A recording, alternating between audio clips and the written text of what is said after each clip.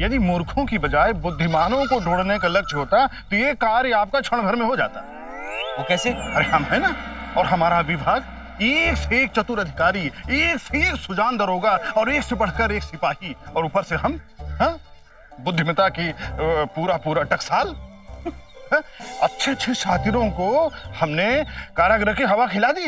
एक बार जिसके पीछे हम पड़ जाते हैं, नहीं, मेरा मतलब कि हर बार हमारी ही नहीं चलती, कभी कभी हमसे भी बुद्धिमान और चतुर लोग आ जाते हैं जो हमें ही मूर्ख बना के निकल जाते हैं हमारे हाथ से, जैसे कि आप।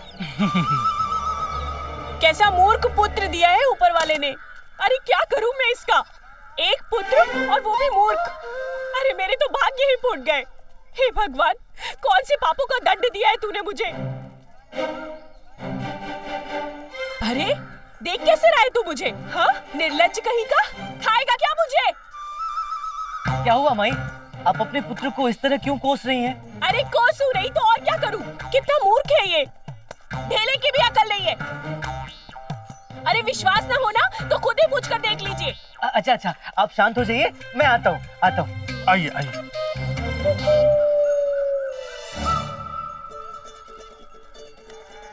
मेरे छोटे से मित्र, ये बताओ एक और एक कितने होते हैं? 11।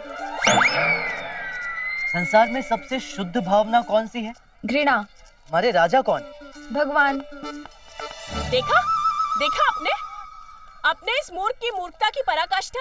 अरे इस करम जले को इतना भी नहीं पता कि हमारे सम्राट राजा कृष्णदेव राय है। अरे क्या करूं मैं ऐसी मूर्ख संतान का।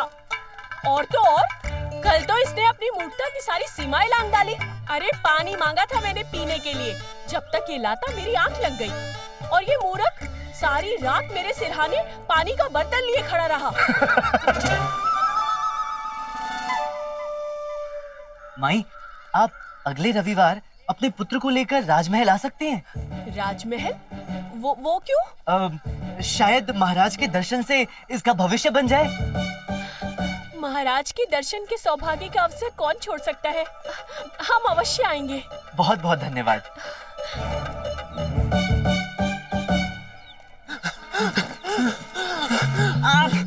आप यहाँ हैं मान्यवर। हमने आपकी खोज में पूरा नगर छान मारा। अब चलिए। कहाँ चलिए? हमारे गुरुजी ने याद किया है आपको। तो चलिए। और यदि मैं मना करूं तो? मना करने का तो प्रश्न ही नहीं उठता।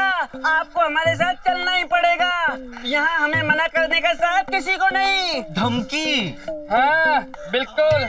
जब हम आपके पैर पकड़ लेंगे और पैर पकड़ के तब तक नहीं छोड़ेंगे जब तक आप हमारे साथ चलने के लिए तैयार नहीं हो जाते। और जब आपके पैर पकड़ेंगे फिर तो आपको चलना ही पड़ेगा ना। चलिए महोदय, हमारे साथ चलिए, कृपा करके चलिए। अगर आप हमारे साथ नहीं गए तो हमारे गुरुजी खाल खींच लेंगे और हमारे अंदर भूसा भर देंगे। आप चलिए, दया करके चलिए। भगवान आप पर भला करेगा। अरे छोड़ो। दो मूर्ख तो यही मिल गए। हाँ। अब चले, कहाँ चलना है? देखा, कहा था ना हमने, यहाँ कोई हमें मना नहीं कर सकता। चलिए। चलो। चलिए।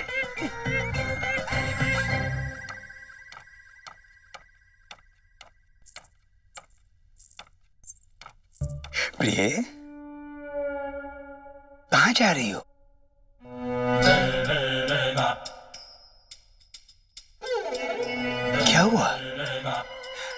क्या हुआ कुछ बताओगी भी? आपने हमें प्रिय कहा। हाँ कहा। स्वयं हमारे भगवान ने हमें प्रिय कहा। हाँ कहा। मेरे पति परमेश्वर ने विवाह के इतने सालों में पहली बार हमें प्रिय कहा। बिल्कुल कहा। धन्य हो गए हम स्वामी, धन्य हो गए। प्रिय, तुम हमें बहुत प्रिय हो। हाँ, आखिर अर्धांगिनी हो, हमारी धर्म पत्नी हो। अब तुम्हें प्रिय नहीं कहेंगे तो किसे प्रिय कहेंगे पगली? हे प्रभु, हमें इस खुशी को सहन करने की शक्ति दे। इतनी खुशी में हमारे प्राण ही ना निकल जाए स्वामी। हम आज इतने खुश हैं, आज ही हम प्रतिज्ञा करते हैं। ना ना ना ना, ना। आज कोई प्रतिज्ञा नहीं, आज कुछ नहीं। संभवतः आज के बाद तुम्हें प्रतिज्ञा लेने की आवश्यकता ही न रहे। क्यों स्वामी? अतिथि जो आ रहे हैं हमारे घर, अतिथि? पंडित रामाकृष्ण। वो क्यों? तुमसे मिलेगा तभी तो तुमसे हमारे प्राण छूटेंगे। जी? नहीं, हमारा कहने का अर्थ है कि हम उसे बताना चाहते हैं, उसे दिखाना चाहते हैं कि आज के युग में भी तुम जैसी पवित्र नारी, तुम जैसी समर्पित जीवन संगिनी, तुम जैसी आदर्श धर्मपत्नी भी होती है। परंतु भगवान, अभी तो हम आपकी दीर्घायु के लिए मंदिर जा रहे थे। अतिथि सत्कार से बड़ी पूजा और क्या होगी? छोड़ो, कल चली जाना मंदिर। आज अतिथि सत्कार का धर्म पूरा करो। भीतर जाओ और कुछ जलपान का प्रबंध करो। जाओ। जो आज्ञा स्वामी, जो आज्ञा।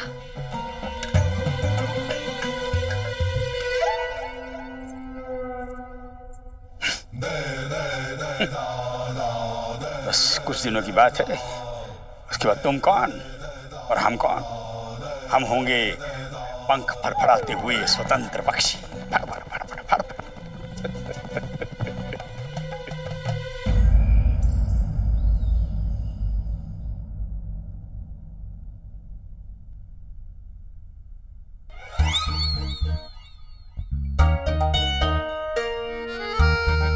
और कितना समय लगेगा स्वामी? इनसे कहिए शीघ्र अपनी चाल चले और खेल समाप्त करें। अरे जरा रुकिए छोटी महारानी जी, बड़ी महारानी जी को जरा सोचने का समय तो दीजिए। अरे इसमें सोचने की क्या आवश्यकता है? इतने सारे खाने खाली पड़े, कोई भी मोरा उठाइए कहीं भी रख दीजिए। छोटी महारानी जी, ऐसे नहीं होता है। ये शतरंज का खेल है, सोच समझ के चाल चलनी पड़ती है इसमें। चाल चलने में इन्हें सोचने की क्या आवश्यकता है? चाल चलने में तो माहिर हैं ये। सुबह से शाम तक इनका कार्य क्या है सिवाय चाल चलने के?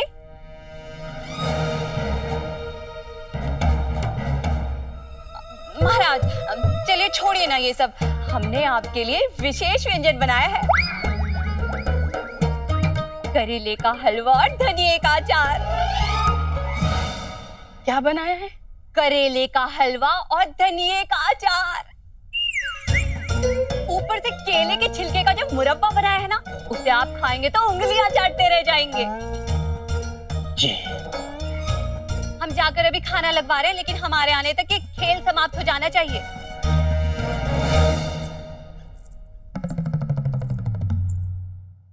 अरे आओ आओ आओ पंडित रामाकृष्ण, आओ आओ, स्वागत है आपका, स्वागत है। पिछली बार जब आपका हमारे निवास स्थान पर आना हुआ था तो सेवा सत्कार नहीं कर पाए आपका, तो सोचा बुलाकर अपनी भूल को सुधार लिया जाए और आपके द्वारा किए गए अतिथि सत्कार का ऋण चुका लिया जाए। हो भाग्य आचार्य, हो भाग्य। महान राजगुरु तथाचार्य के निमंत्रण का सौभाग्य तो केवल सौभाग्यशालियों को मिलता है भाई। इस निमंत्रण के लिए धन्यवाद आचार्य, किंतु आप भूल रहे हैं कि मेरा यहाँ आना दूसरी बार नहीं, तीसरी बार है? है?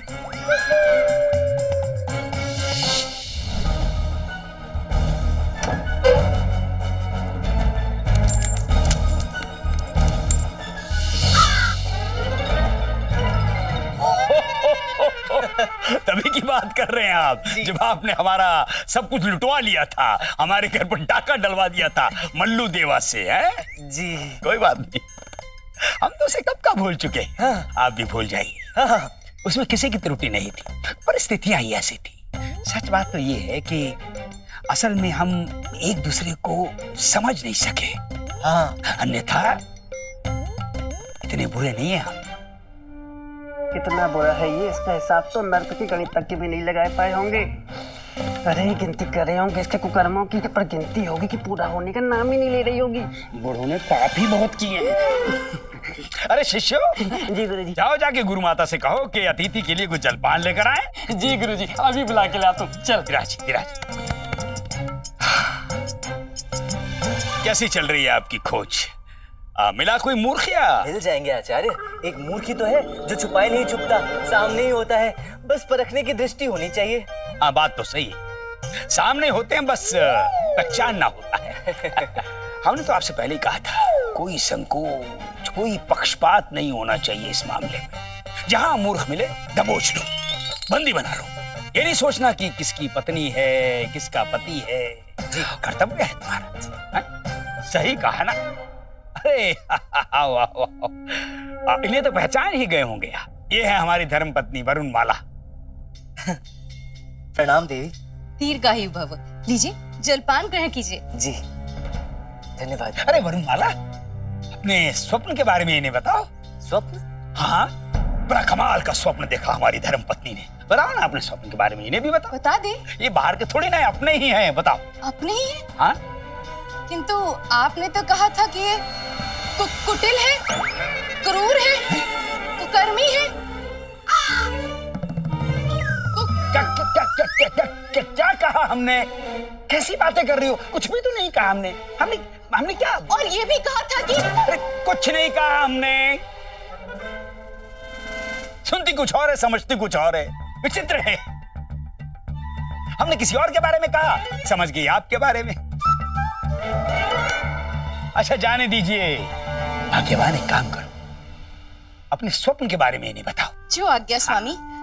हमने अपने स्वप्न में देखा कि हमारे घर के पिछले भाग में बहुत बड़ा खजाना गड़ा हुआ है, जबकि वहां 200 वर्ष पुराना बरगद का वृक्ष खड़ा है।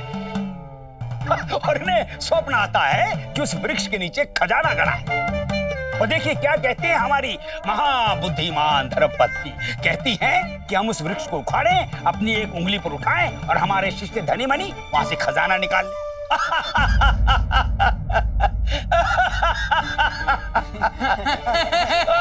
अब बताइए, आपने सुनी है ऐसी मूर्खतापूर्ण बात इससे पहले? हमारी तो हंसी नहीं रुक रही जब से हमने इनकी स्वप्न वाली बात सुनी है।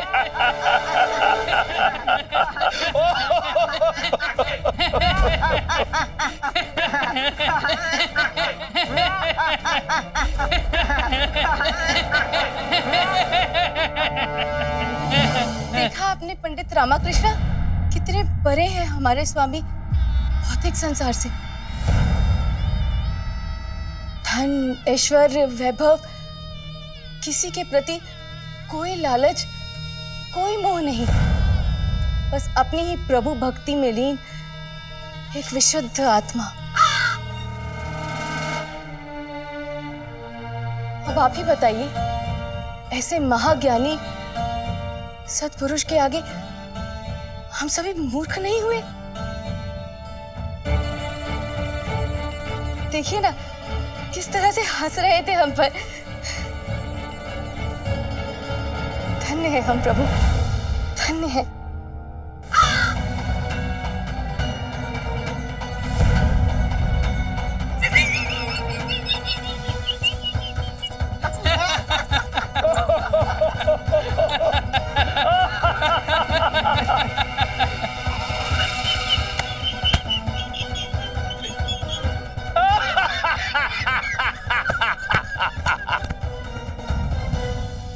इसमें हंसने वाली क्या बात है आचार्य?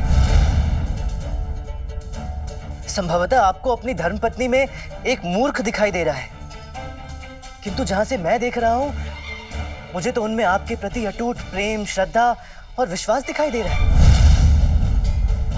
मैं तो उनके आपके प्रति इस श्रद्धा और विश्वास का मुक्त कंठ से प्रशंसा करूंगा आचार्य, कि जो उन्होंने स्वप्न देखा बेझिझक आकर आपको बता दिया, क्योंकि उन्हें संपूर्ण विश्वास है कि उनके पतिदेव कुछ भी कर सकते हैं। आपके लिए कुछ भी संभव है आचार्य।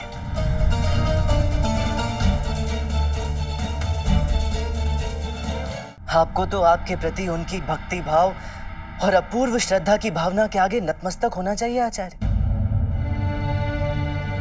आस्था और श्रद्धा बहुत ही पवित्र भावनाएं होती हैं, उनका कभी परिहास मत उड़ाइए, क्योंकि जब तक ये भावनाएं इनमें हैं, तब तक आप हैं। ये नहीं तो आप भी नहीं।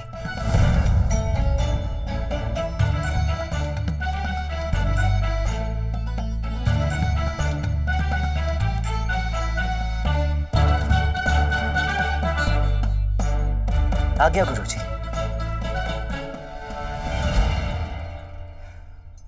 और हाँ आचार्य, क्षमा कीजिएगा, आपको सिखाने के लिए अभी बहुत छोटा हूं आपसे, किंतु एक बात अवश्य करूंगा आचार्य, कि जो पुरुष अपनी धर्म पत्नी का सम्मान करना नहीं जानता, उसे पुरुष कहलाने का भी अधिकार नहीं है। मेरे संस्कार में तो जिस घर में एक स्त्री का सम्मान नहीं होता, वो घर शवगृह होता है। देवताओं का आशीर्वाद भी उस घर को ही मिलता है जहां स्त्रियां पूजी जाती हैं। संभवतः आप भूल गए आचार्य कि जब कभी भगवान को भी मनुष्य के रूप में धरती पर अवतरित होना पड़ा, उसे भी हर बार एक स्त्री के गर्भ से ही आना पड़ा, और कोई विकल्प था ही नहीं उनके पास। और तो और, जिस भगवान की आप, मैं, हम सब आराधना करते हैं, वो भी एक स्त्री है, स्वयं देवी मां, मां काली।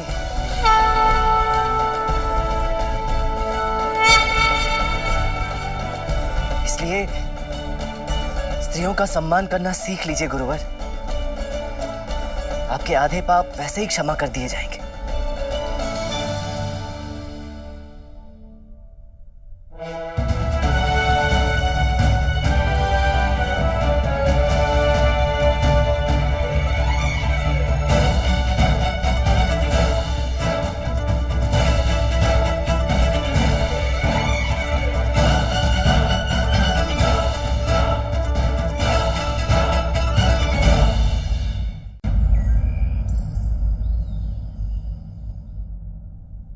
महाराज, हमें थोड़ा समय और दीजिए। लीजिए लीजिए, आप जितना समय चाहे उतना लीजिए, हमें कोई शीघ्रता नहीं है। वैसे भी हमारी भूख थोड़ी मरसी गई है अब।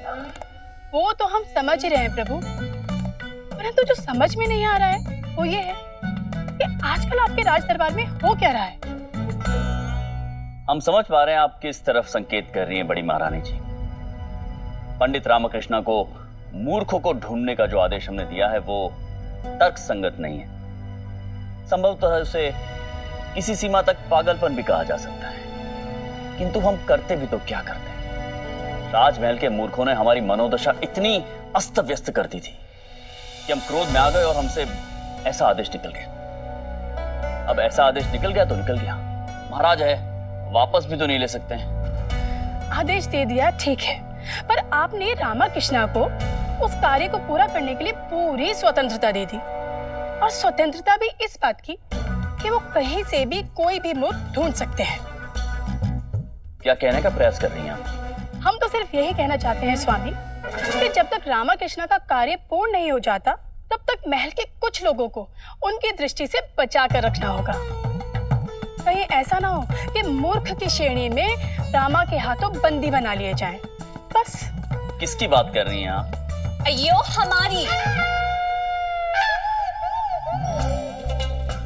आपने सुना भी है कि हमने कहा क्या है? अब इसमें सुनने की आवश्यकता भी क्या है? आपके पास हमारे विषय में बात करने के अतिरिक्त और कोई विषय भी है? अब ईश्वर ने हमें इनसे अधिक सुंदर, बुद्धिमान और आकर्षक बनाया है, तो इसमें हमारी क्या त्रुटि है? आपको हम एक सलाह दें? जी जी, दीजिए सलाह। कुछ लोगों को कुछ दिन के लिए रामकृष्ण की दृष्टि से बचा के रखिएगा, क्योंकि वो किसी को नहीं छोड़ने वाले। जहां मूर्ख मिला नहीं कि बंदी बनाया नहीं, चाहे वो महल की दासी हो या फिर महारानी। आप समझ रहे हैं ना हम क्या कहना चाहते हैं?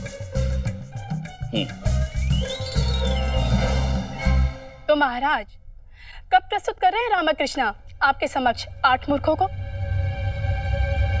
कल।